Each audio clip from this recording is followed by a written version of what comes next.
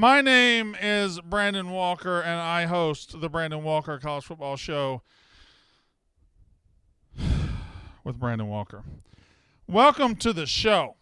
Welcome to my show. Welcome to the best college football mind in America. Hello to everybody. Hello, YouTube. Hello, Mark Struck and G. Cools, West Livingston, Conquistador, Jason Bradley, Cole Rossiter, Jordan Kapler, Mark Struck, Mobile Jake, perhaps, Cole Rossiter, Junkyard Jim, West Livingston, Gate to Wire. Hello. Adam Kistler, BMH, yes, thank you. Brittany Spears, thank you for being here. Catherine Stiletto, what's up? Jacob Novak, Max Hacker, Joey Maggs, NW Cougs. Is that Northwest Rankin Cougar? No, they're not the Cougars. Is Northwest Rankin the Cougars? They might be. I don't know. I don't think they are. I don't know what they are. Gate to Wire, Colin Kilby, G. Cools, Woolley, Mark Struck, Daniel Mentor, Matt Dixon, Caleb Wallace. Tomorrow night, we have the Barstool Sports Invitational in Philadelphia, Pennsylvania. Dan and Dave will be on the call. Huge event. TJ, roll that video.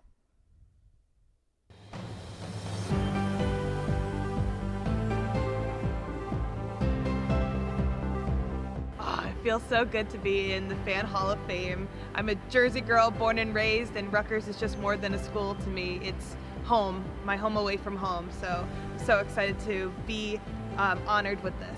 It feels great, man. You know, I try to do my best to spread the good word of Rutgers and to get some recognition for it. It means a lot to me. It's awesome. Thank you, everybody that voted for me. Thank you for nominating me to the board, and really looking forward to a great rest of the season. I'm so excited for Rutgers athletics to just keep getting bigger and better. Every time I go to the games, I'm blown away by the really strong Jersey energy. My favorite moment in Rutgers athletic history has to be that win against Michigan in 2014. I mean, I think it's got to be last year Ron Harper Jr.'s half-court buzzer beater to beat Purdue. That was a moment I'll never forget. I'm glad a lot of people got to share that with us. The Ron Harper Jr. shot last year against Purdue to beat number one at home at the buzzer was just an electric moment. I'm TJ Hitchens, a member of the Rutgers Fan Hall of Fame, thanks to McDonald's. I'm Ryan Devine, a Rutgers Fan Hall of Famer. Thank you, McDonald's. Is that the video you meant? Scale of 1 to 10. 1 being the least, 10 being the most. Where is your happiness level surrounding this event? It's a long time coming, you know. It's a lot of long nights, hard hours spent promoting the good word of the Scarlet Knights. So feels good. You're 24 years old. 26 years old. You're in the Rutgers Fan Hall of Fame. You've done nothing to warrant that. 25-year-olds shouldn't be in Hall of Fames. Maybe the Little League Hall of Fame. Why would a 25-year-old ever be in a Hall of Fame?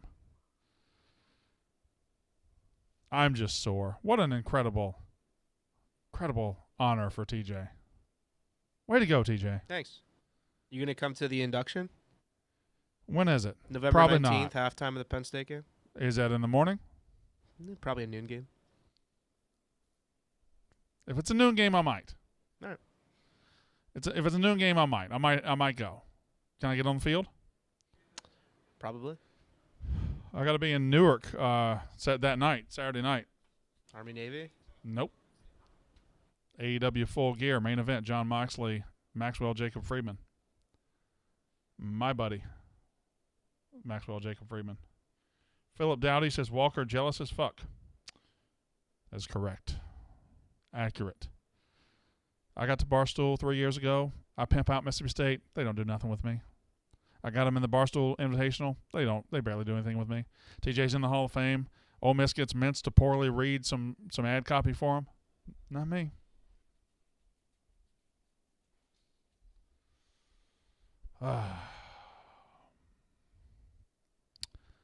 Today's Top 5 Thursday, which means if you call and give me any subject, I will give you the top 5 of that thing. It's Top 5 Thursday. If you call and give me any subject, I will give you the top 5 of that thing. Here are 4 thoughts for this weekend in college football. Texas is not only going to beat TCU, Texas is going to slam the door on TCU and beat the piss out of them. Texas is going to win this game by 3, maybe 4 touchdowns. Ole Miss might beat Alabama, and it bothers me. But the biggest take I have this weekend for college football, and TJ, you can pay attention to this one as far as putting it out. The biggest take I have for college football this weekend is I feel that it's possible this is the weekend we realize that in the Southeastern Conference, the balance of power may have shifted almost overnight from the West to the East. We've already seen Georgia take over this conference. They're what Alabama was a couple of years ago. They're the defending national champs, and they're the big swinging dick in the league right now. They're sitting on top. But right below them, Tennessee has shown up out of nowhere and said, we're the second best team, and nobody out of the West has stopped them.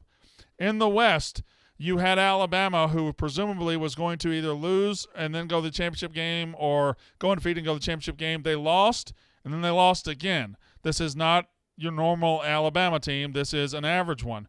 However, I feel like there's a gulf in what we say about this game and this team, because when LSU, who's been inconsistent this year, who got beat to sleep by Tennessee and lost to Florida State, when LSU beat Alabama, who everybody says is not the same Alabama, is not as good this year, is not that, as soon as LSU beat Alabama, LSU gets put on this huge pedestal because they beat Alabama. Well, which is it? Is Alabama not the same and not as good, or should LSU be put on this huge pedestal because they beat Alabama? It can't be both. And we might find out this weekend, because LSU, who has gotten up off the mat and who has gotten a lot better than they were earlier this year and who is in position to win the West, LSU has a huge trap spot at a decently talented Arkansas team. An Arkansas team who was always built to go like 8-4, 7-5. They were a fraud in the top 10, but they're a solid football team, and they got embarrassed last week by losing to Liberty at home. Now they have a chance to face an LSU team who was as high can get last week, and they beat Alabama at home, Death Valley, seismograph, everything's going crazy. Now they got to wake up and go beat Arkansas at 11 a.m. on the road. Trap City. If Arkansas wins this game, if Ole Miss were to beat Alabama, we have seen the balance of power go from west to east in the SEC. Georgia's on top of the league right now. That's without question. But the SEC West might be sucking hind tit to the SEC East, and nobody realized it until right now. There's your take. Were you even paying attention? Okay, you got it. 888-STOOL-22. Every now and then I just gotta tell TJ I got a take, and I'm gonna throw it out right here. In fact, TJ, do you TJ? Yes. You probably already have that video of that take I just did. Can we run it back real quick? Just run that video for me real quick. Yeah, you want to go to ME1? Yeah. Let's just check that.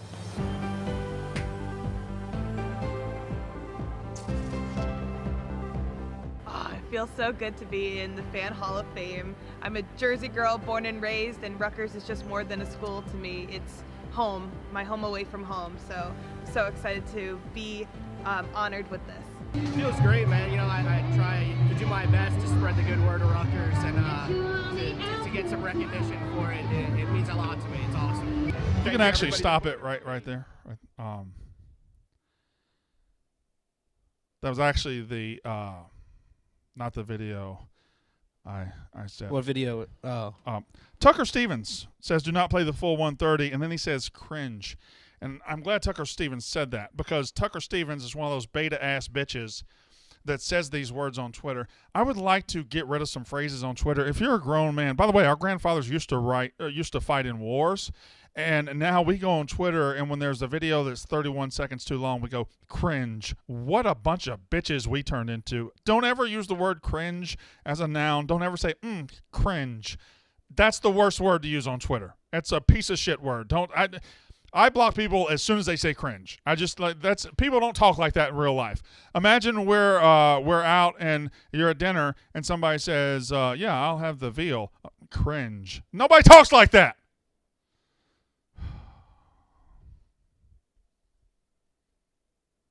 Bitch.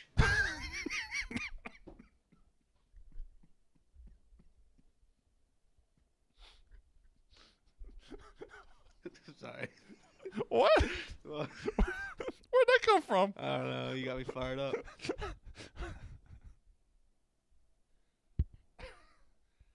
Oh, God damn it. That was funny. I love Texas -7 against TCU. I love Auburn -1.5 this weekend against A&M. I love Louisville +7. I love Mississippi State +16.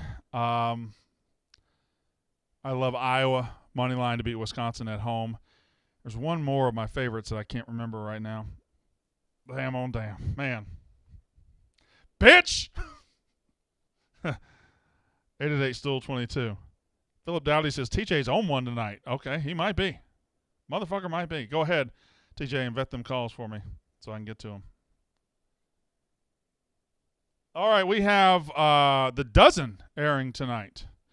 And Jeff D. Lowe, friend of mine that he is, decided to air The Dozen during the Brandon Walker show. All right. Trying to build a property here. Trying to. Top 5 most cringe internet phrases. Do better / be better is one. Cringe is definitely one.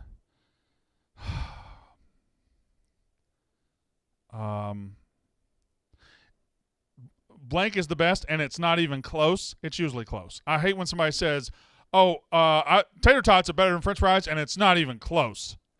Stop saying it's not even close. We wouldn't be discussing the motherfuckers if they weren't close. It's a good one. I hope that bitch Tucker doesn't say anything again. Cope. Yes. Cope or cry. Whenever somebody, I really like Mississippi State loses. Mississippi State loses by 3. Man, I wish we'd have won that game. Cope. Cry. Shut up. But one of the things the college football fans do now that I've noticed this year more than ever is a college football fan base will claim, "Oh, you only talk about us to get clicks. Oh, you only talk about us because it moves the needle. You only talk about us for the engagement." No, you dumb, sad clown hicks. If I'm talking about you, that means you're relevant again. I talk about relevant teams. I talk about things that matter. So if I'm talking about you, I'm not doing it for the engagement or the clicks. I'm talking about you because you're actually playing in football games that matter, and I don't have to go to the Walmart aisle 5 to see one of your uniforms or your jerseys or your shirts. Idiots. 888 Stool 22.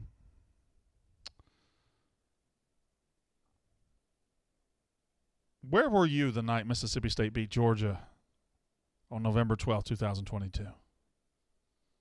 Will be a topic for Monday's show. That will be a topic for KMS. Reddit says weep Brandon Walker, and there's another one. Anybody that has KMS in their in their Kirk Minahan show in their Twitter bio or anywhere else, or if they say their Twitter account is Kirk's toilet handle or Kirk's shoelace, those guys worship a guy who's very talented and very funny, but you fans fucking ruin it because you're fucking pieces of shit. So thank you for speaking up. Top 5 Scrubs characters. Number 1 is Dr. Cox. Number 2 is Dr. Kelso. Number 3 is Janitor. Number 4, I'm going to go with Ted. No, number 4 is Turk. Number 5 is JD. There's your top 5 Scrubs characters.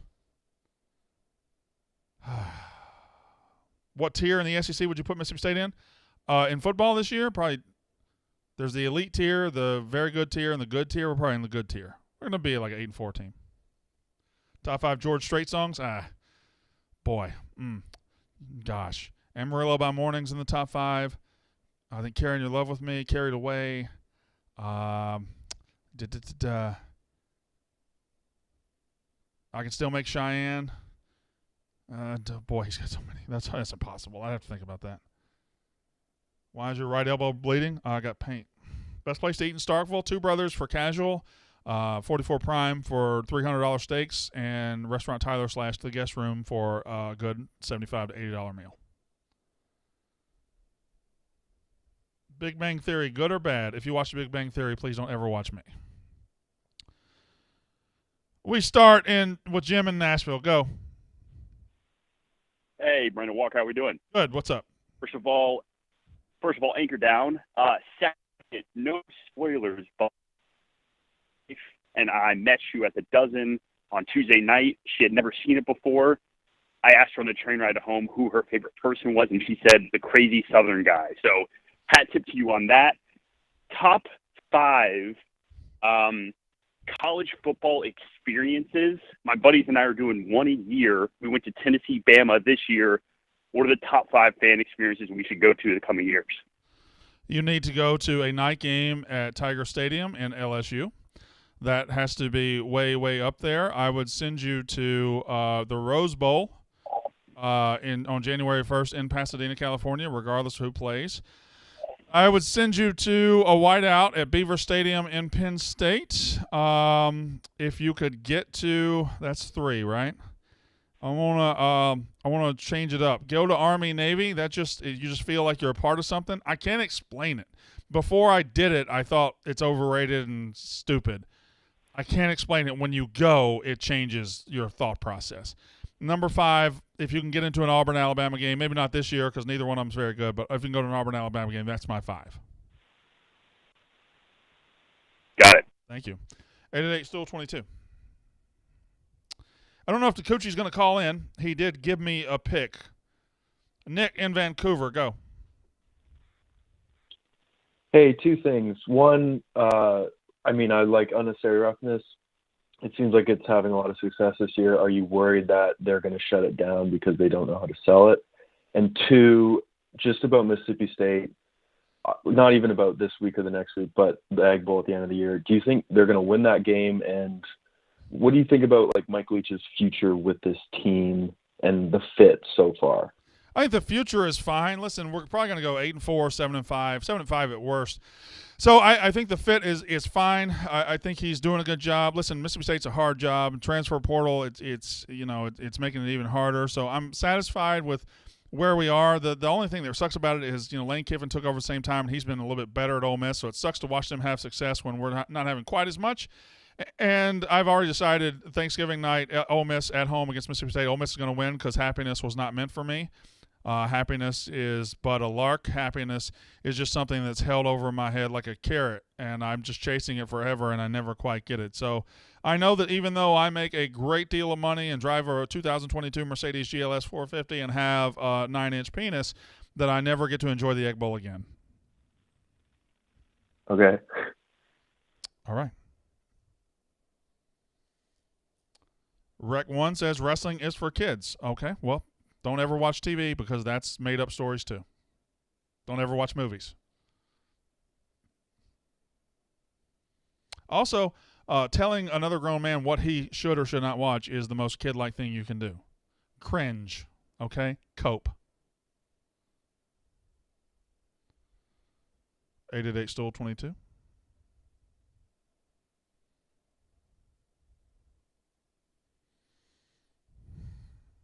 CJ in Mississippi, go.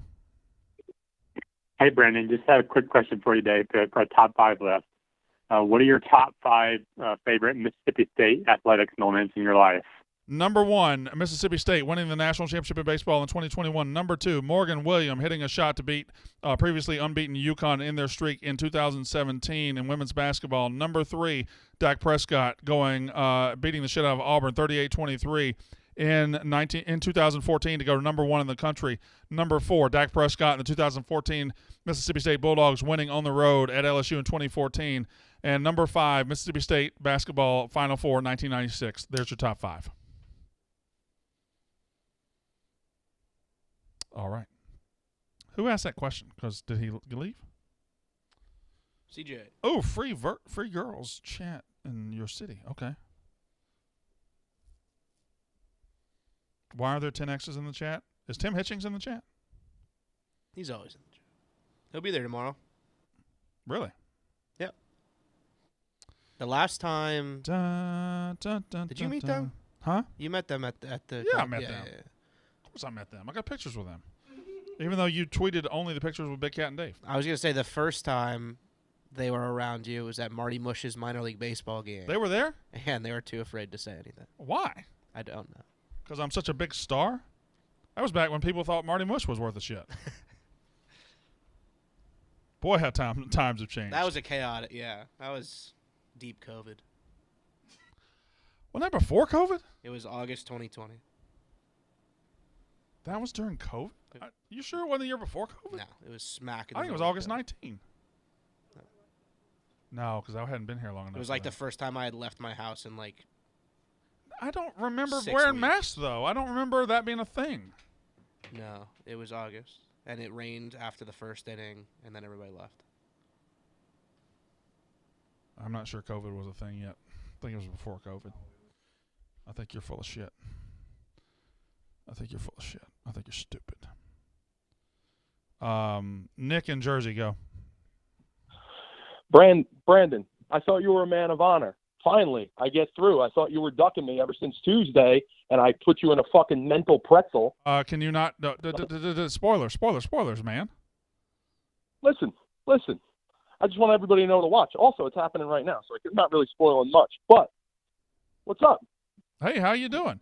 I told you to DM me. Did you DM me? If I was on the honkers instead of that guy made for Jeopardy, Francis, we would have Hey, stop spoiling! God damn it! What are you doing?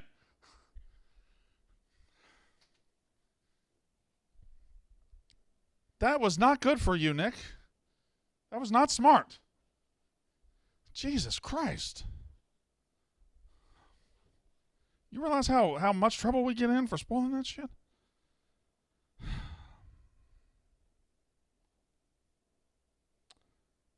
Rich in Connecticut, go.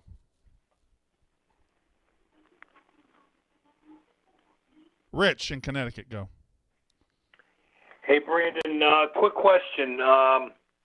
Why do you think Lane Kiffin gets so much credit for being a good college coach? Because he's a very good college coach. He's 18-3 in his last 21 games at Ole Miss, and as much as I hate him, he's a fantastic college football coach, and that's why he's going to be the next coach at Auburn University. I just think he has no loyalty towards any school that he coaches for. Most coaches have zero loyalty to the school they coach for.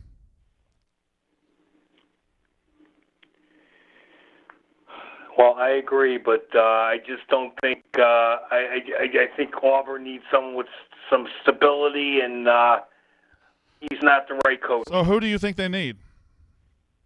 I wish I had that answer. I don't have it, but I don't think that he's the right answer. Why can't they look at someone who has Auburn past experience, an ex-player?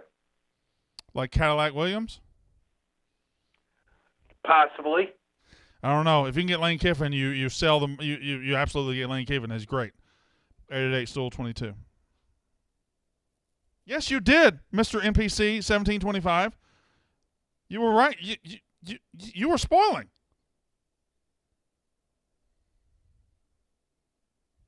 Brandon switched seats with Katie.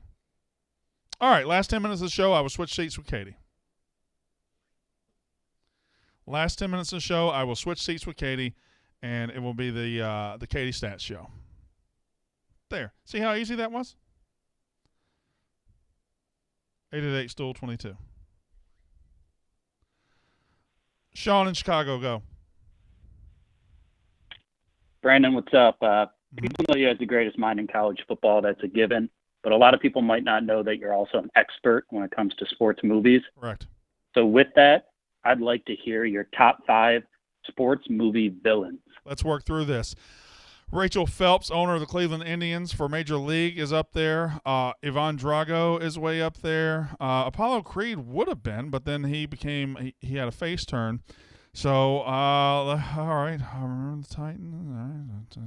Sports movie villains. Coach Red Beaulieu. Kraken, Kingpin? Red Beaulieu of University of Louisiana or Central Louisiana, whichever team he coached. Sports movie villains.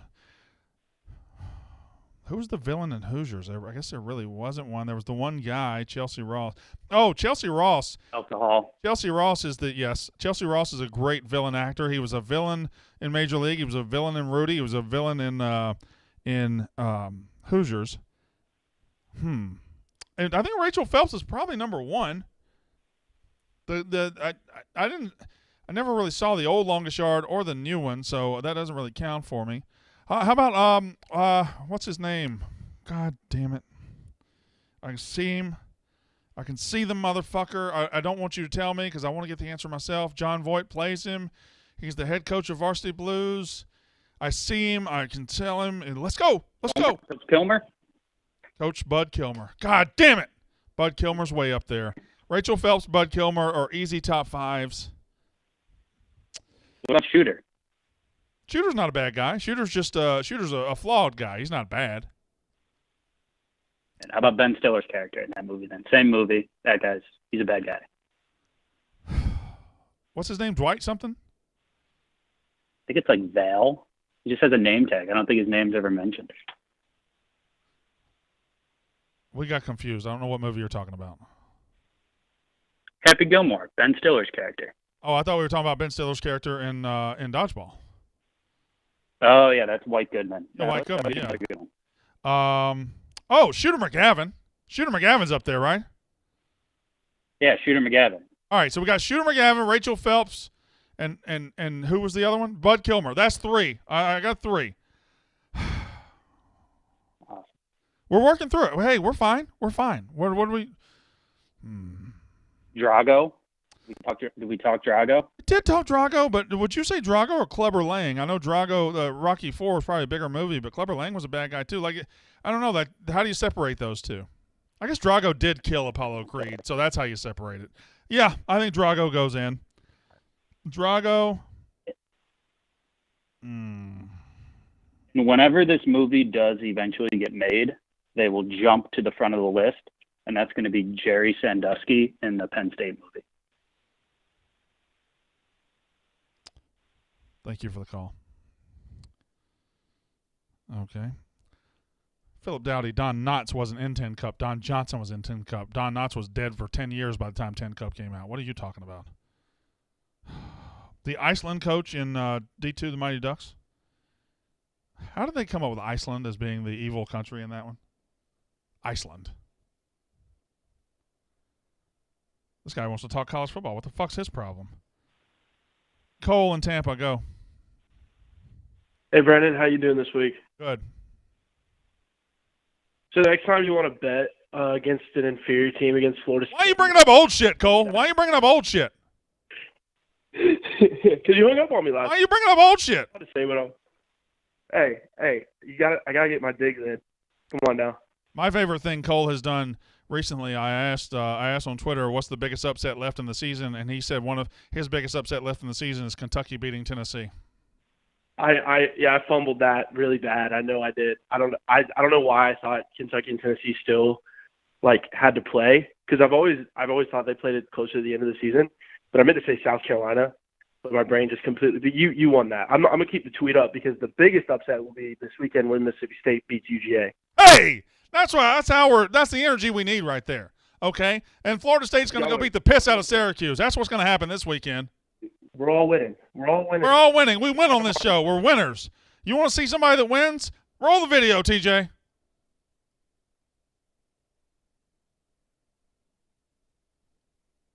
No, that's no, what are you doing? I told you to be ready.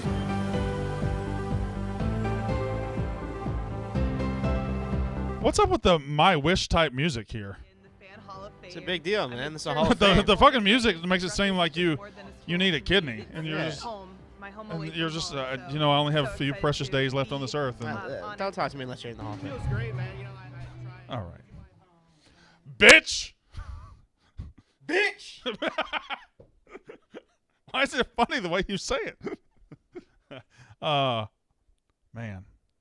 Yeah, the replacements quarterback, good one. I forget what his name was.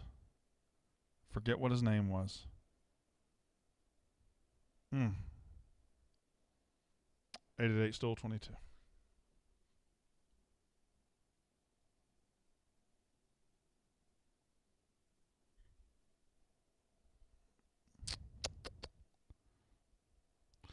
Mark in Philly, go ahead. Sup, B-Walk. I only called in one play last week. I told you Mario Cristobal was a fraud and told you to bet Florida State -7. That may have been the easiest bet I've ever cashed. Shout out FSU Brando, Cole in Tampa, and all the Knowles in the chat. But this week, I've got 2 picks for you.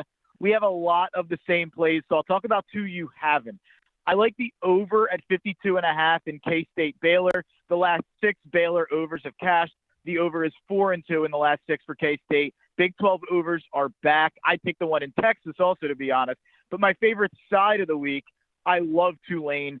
Tulane is 8-1 against the spread, 6-1 as a favorite. They've covered 5 straight. But most importantly, this isn't the bounce house. UCF is different on the road. I think the Green Wave roll. You know, you say UCF's different on the road. And Memphis isn't as good as Tulane, but they went on the road and beat Memphis last week in a spot that I bet against them. So I guess maybe I was too early and I scared myself off on the real pick I should have made. So that happens a lot. 888 Stool 22. Dun, dun, dun, dun, dun, dun, dun, dun, dun, dun. What time are we switching to the Katie Stats show? Thomas, that might be a bad idea. Huh? That might be a bad idea. Why? I told him we would do it. You don't want to do it? What am I going to do? All right, we'll do it another night. Thomas in Chicago, go. Hey, Brian, I'm here to redeem myself. I got 4 office trivia questions and a quick college football question. That's way too many. That's way too many, and I'm delighted. Go. I'll just do 2. Oh, you're doing all 4. I was just kidding. Go. Okay. In the career fair episode, what is when Kevin, Jim, and Andy go golfing with that dude? What is the guy's rival school of Andy's college he went to? You talking about Phil from Dartmouth? Yes. Ding, ding, ding. That's question number 1. Question number 2. Who are the 3 people that dressed up as a Joker for Halloween? That would be Kevin, Creed, and Dwight. PJ? Give me the ding. Okay. All right. I got 1, 2, 3, 4, 5. I got 6 Jim Halpert Halloween costumes. Name them. Dave. Yep. 3-hole punch Jim. Yep. Popeye. Yep. This one's tougher. 6, because Dave, 3-hole punch Jim, Popeye. Man. All right. You win this one. What are the other 3? Chris Bosch, remember he went as the big 3 with Kevin and Daryl? Yep. He went as he had book written on his face, so he went as Facebook. Yep. Like book face. And then he went as Men in Black guys when it was during the whole Broccoli Rob episode, Halloween episode. All right, last one. All right, last one. In Dwight's Perfect Crime, he says he goes to what store to steal what?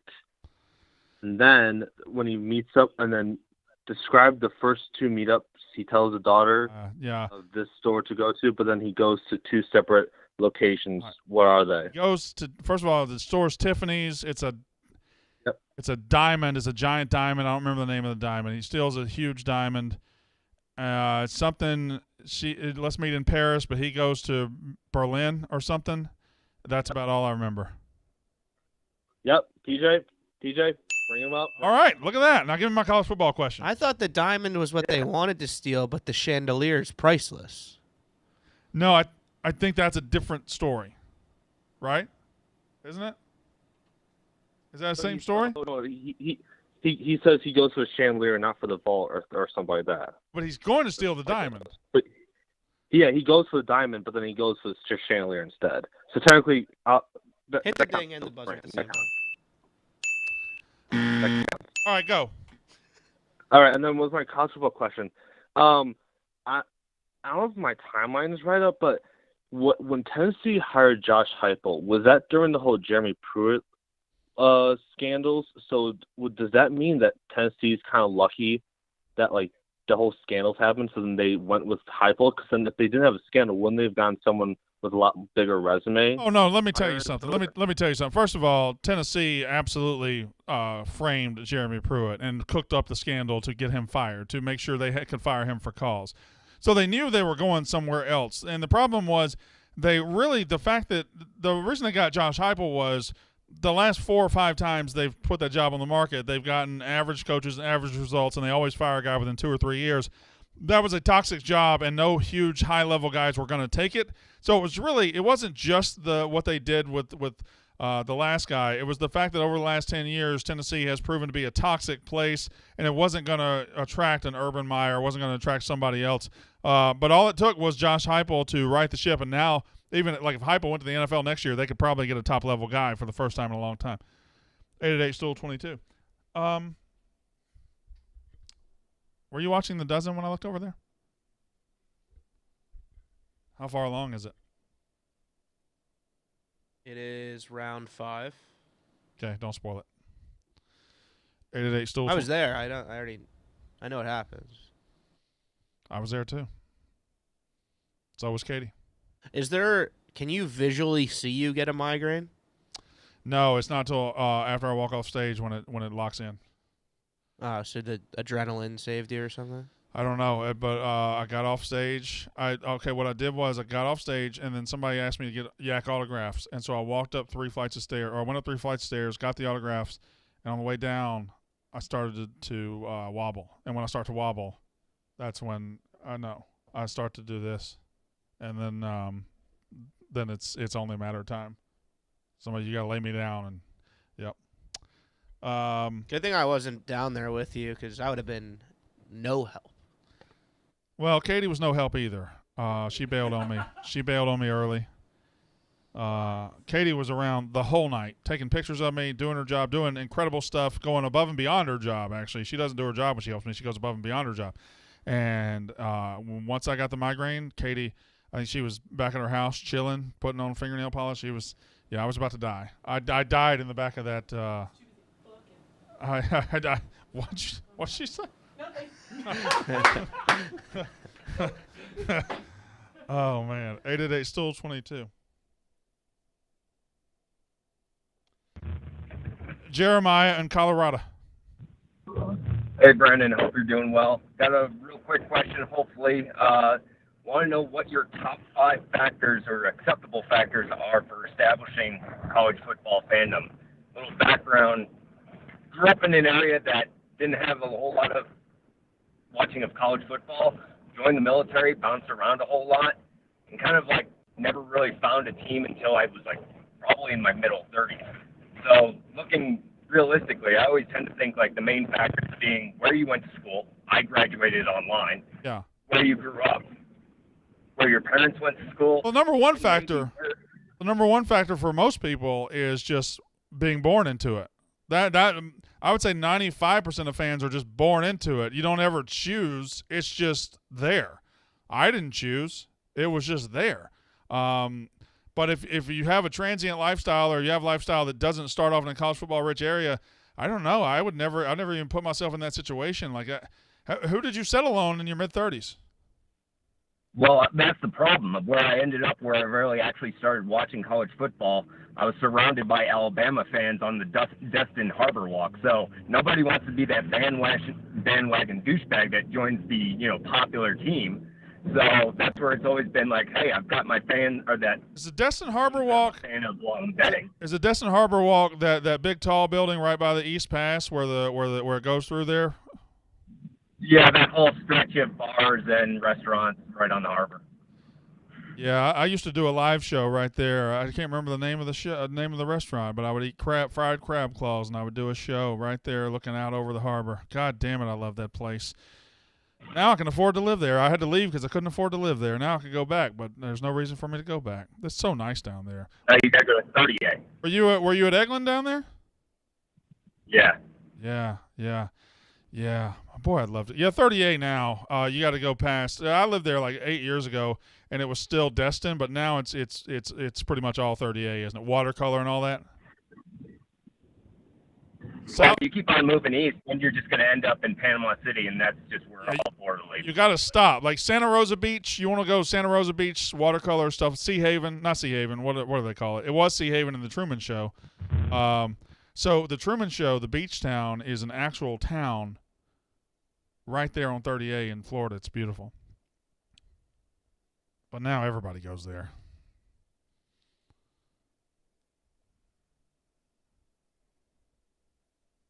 Dun, dun, dun, dun, dun, dun.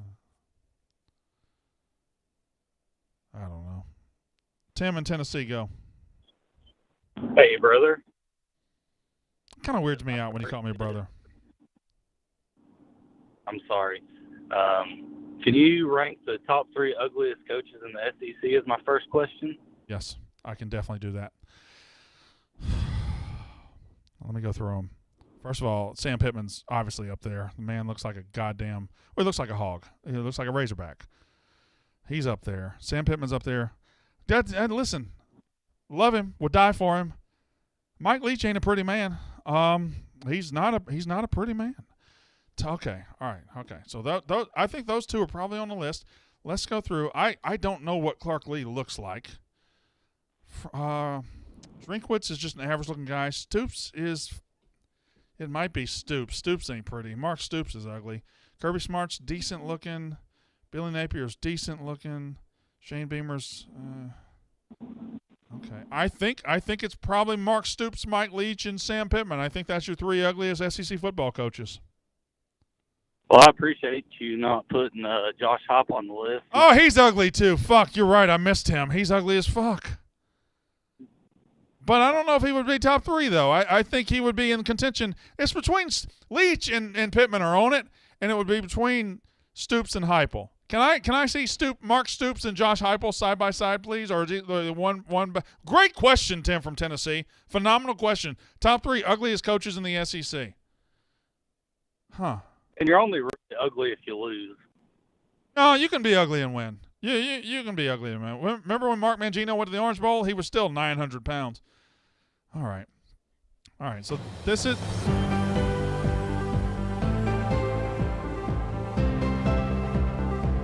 It feels so good to be in the Fan Hall of Fame. I'm a Jersey girl, born and raised, and Rutgers is just more than a school to me. It's home, my home away from home. So excited to be honored with this. All right. It feels great, man. You know, I try to do my best to spread the good word of Rutgers and to get some recognition for it. It means a lot to me. It's awesome.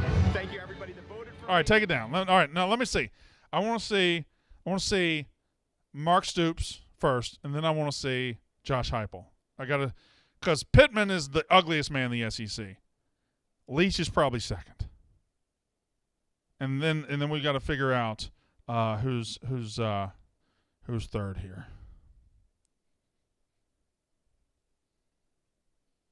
Do I need to just pull it up on my phone? We have to buy a picture. You don't have to buy a picture for this, do you? Yeah. Jesus Christ. Okay, go. Saginaw, Big, Brig, get out of here. You're not welcome here. Do not use the word cringe. Okay. All right. Now let me see Josh Heupel. All right. Okay. All right. Okay. By the way, Katie, no chance we're not doing top 10 ugliest coaches next week. Do you think that one will play, Katie? Top 10 ugliest coaches? Oh, no, never mind. No, that's crazy. Yeah, okay. My bad. It's Pittman, Heupel, Leach. That's your ugly. Yeah, it's Pittman, Heupel, Leach. Pittman looks like Shane Gillis in 30 years if Shane Gillis's career falls apart, if his life falls apart.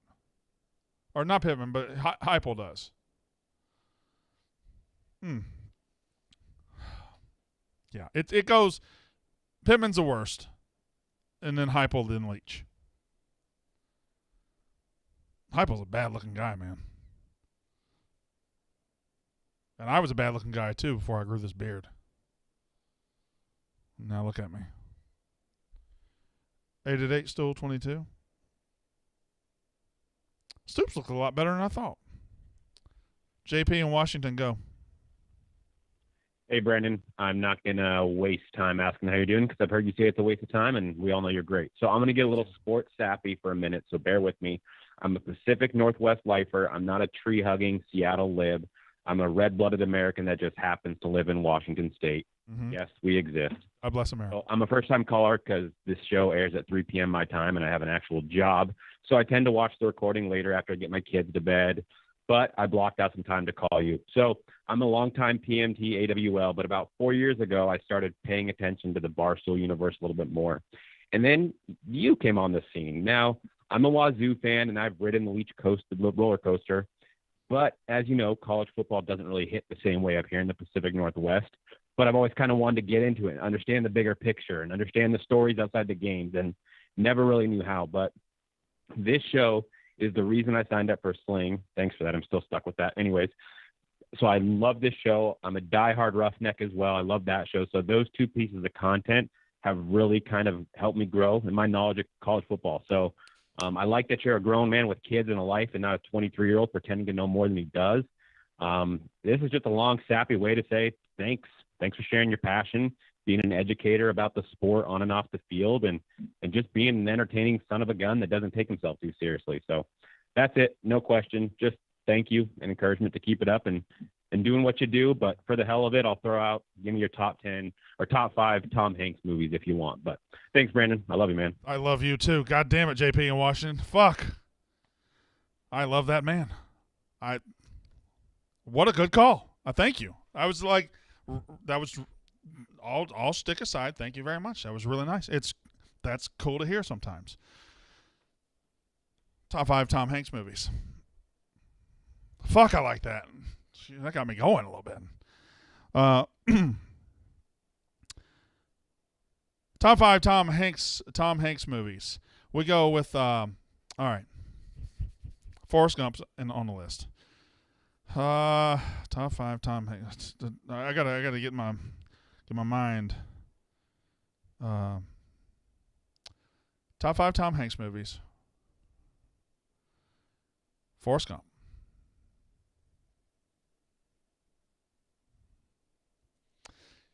I only saw Castaway like once. Like it's good. Oh, Forrest Gump, Saving Private Ryan.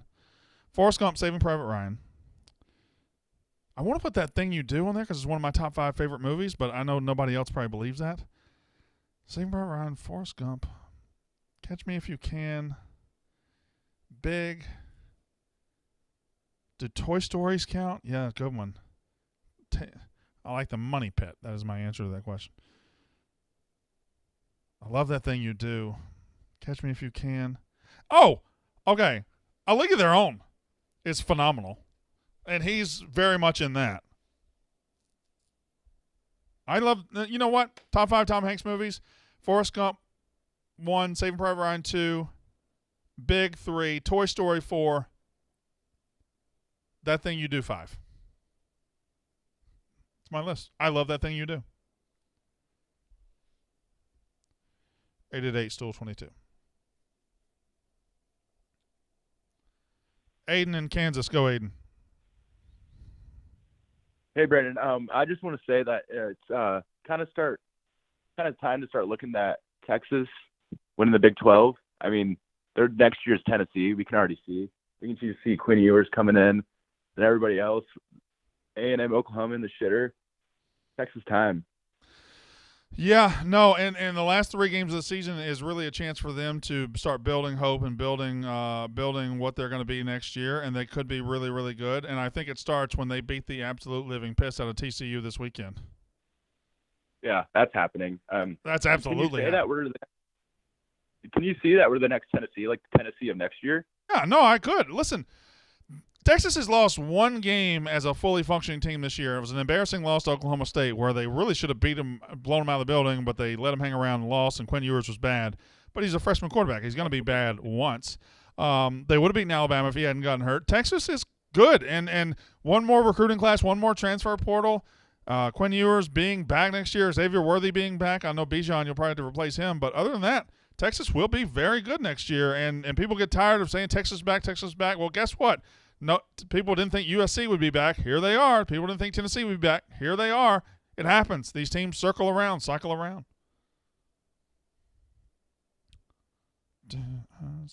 Romeo. I haven't seen the Elvis movie yet. I've heard Tom Hanks is terrible in it. I don't want to see Tom Hanks be terrible, though. Very bad. Okay, that wasn't even TJ. I don't know whose voice that was.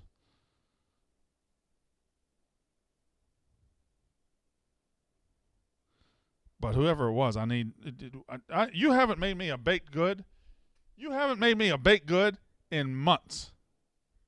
I will have some on Monday. I don't know if I'll be here Monday. I guess I will. Oh, Katie, we got to record Unnecessary Roughness Monday. We got to record Unnecessary Roughness Monday. Me and Casey are on the Mac trip, and we're leaving Tuesday. Yeah, we're on the Mac trip. So we got to do it Monday. I mean, it is what it is. We just do. Romeo.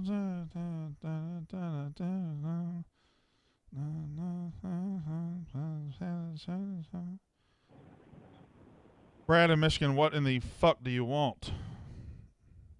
Love you too, Brandon. You know, video game lists tell you everything you need to know about somebody. Because I've seen your other list. Super Mario 3. It's the best Nintendo game. Yeah, for dullards and simpletons, they pick it up and they see the bright colors and they see everything. They see the blue, they see the yellow.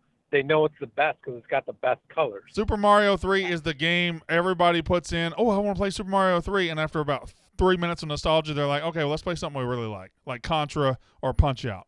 Contra and Punch-Out are better games. Contra, you just don't even need to do anything. Yeah, you need to get the spread gun. More complex video, don't you? You need to get the spread gun. You just shoot people. Talk about complex. Remember the patterns in Mike Tyson's Punch-Out. Nothing's more complex than that. Did you ever beat Tyson? I never beat Tyson. I've never beaten Tyson in my life. I mean, I lasted like 30 seconds, like you and I just can't do it. I like the speed. The fact that they marketed that to kids and gave that to kids and said, "Here, beat Mike Tyson," and made it that hard is unbelievable. I mean, it was awesome. Like it was a great video game. Tom Hanks, You've Got Mail. Do you not a big deal. Do you have, what's the word? Do you have a vagina? Maybe. You want to find out? I don't.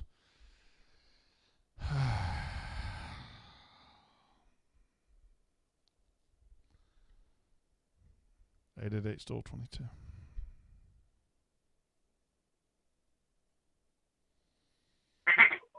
Jay in is that Colorado or No, that's California. Jay in California.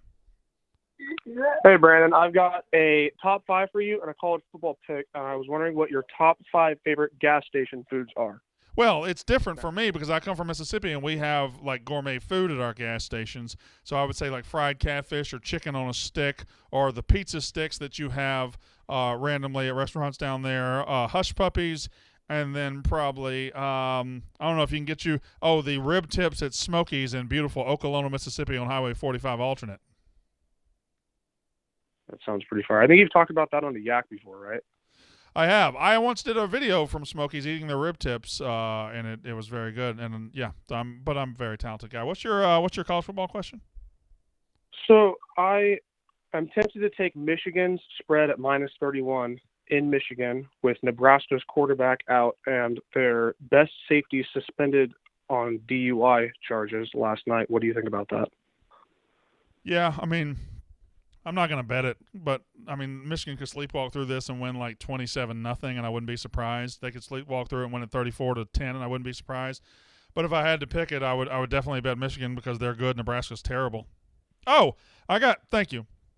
I got one. This might be a clip.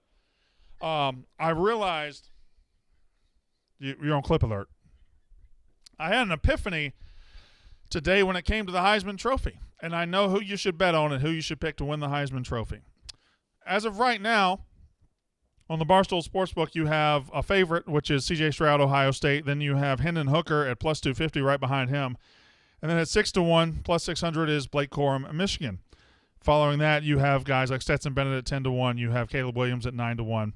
You have Bo Nix from Oregon at 12-1. Bo Nix and Caleb Williams are both interesting because they have a chance if either one of them wins the Pac-12 and goes, wins 3 ranked games in the next month, they could put themselves in position to win it. If that doesn't happen, however, here's exactly how the Heisman is going to be decided. I don't think Hendon Hooker can win it. Doesn't mean he doesn't deserve it. I just think he hasn't put himself as a runaway yet, and he doesn't have any marquee games left. He's not going to be in the SEC title game, and he plays Missouri, Vanderbilt, and South Carolina. No marquee spots, so he's going to be prone to losing it to somebody who has a marquee spot, which tells me this. The Heisman winner will be decided in November at the end of November when Michigan plays Ohio State.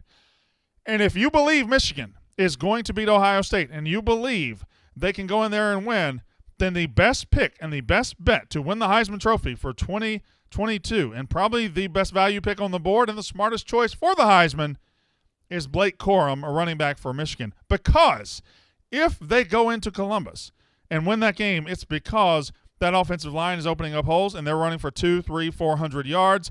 Blake Corum will have that glory. If he goes into Ohio State and beats C.J. Stroud, who's the favorite, Blake Corum will win the Heisman Trophy. And right now, you can get him at 6-1. That's as good as you can get. $100 to win $600. $1,000 to win $6,000. $10,000 to win $60. I believe in this bet. I wouldn't vote for Blake Corum as a Heisman. There's too many good quarterbacks to give it to a running back in my estimation. However, Blake Corum is squarely in the mix. And if Michigan beats Ohio State, it's because of Blake Corum in that running game, and he will win the Heisman Trophy. That's your pick. Use your head. That's the smartest pick for the Heisman right now. There you go. I don't have time to get to the rest of them. Yeah, maybe one more. Darren in Pennsylvania, go. Hi, yes, Brandon, love the show. I was calling to talk about how we've seen this LSU team before. They're called 2016 Penn State. They lose early, lose on the road, or close game, and then get some wins. Get shellacked by Michigan. LSU got shellacked by Tennessee. Then win a couple more games and win a game against a rival on last play. Got the field goal blocked by Penn State, and then obviously the 2-point conversion by Bama. And it's just going to suck when I see LSU eventually roll in Atlanta, beat Georgia, and become the first team to win, have 2 losses to go in the playoffs when it should have been Penn State in 2016 when we got fucked. Not a bad comparison, because I do believe if LSU does win out and goes to Atlanta and beats Georgia, they will be in the playoff, and it will, committee changes from time to time, so going back, Penn State might have made it. So, yeah, you're right. Very good similarities, although I will say this. For everybody saying LSU could win out and LSU could do this and LSU could do that, the more likely scenario than that is LSU going to Arkansas and getting beat this weekend and the SEC erupting into fucking chaos on the west side. Nobody's talking about that, and it could absolutely happen. People are crowning LSU because they beat Bama. Well, if Bama's not as good as they've been, and we're supposed to believe they're not that good, then I can't give LSU all the credit in the world. Trust me, LSU losing to Arkansas is very, very in play right now. Love you all.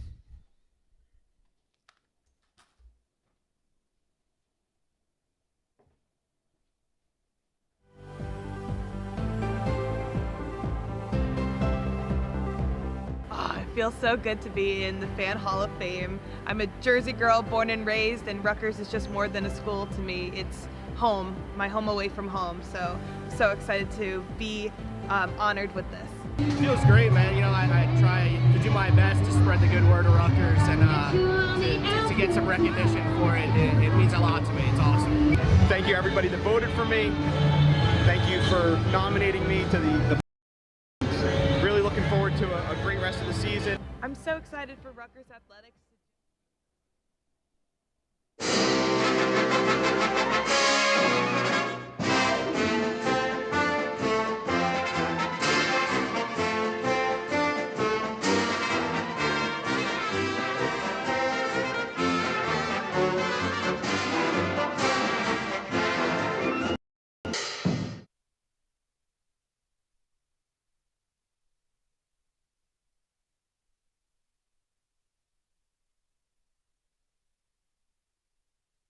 November 11th, we are bringing the Barstool Invitational to the Wells Fargo Center in Philadelphia. That's right, the captain of Philly is bringing our first college basketball tournament.